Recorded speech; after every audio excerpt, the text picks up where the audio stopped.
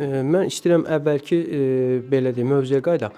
Ki, misal üçün sırf yaddaşla bağlı da, bir film var, yəqin ki, izləmisiniz, Limitless filmi. O filmdə Lucy olur qızın adı. Lucy bir dərman belə deyək, preparat ona təsir eləyir, yaddaşı güclənir və insanın ən üst zəka səviyyəsinə gəlib çıxır. Elə bir şey sizcə real həyatda mümkündür gələcəkdə? Siz deyəsən istəyirsiniz ki, mən buradan çıxandan sonra mənə aparsınlar.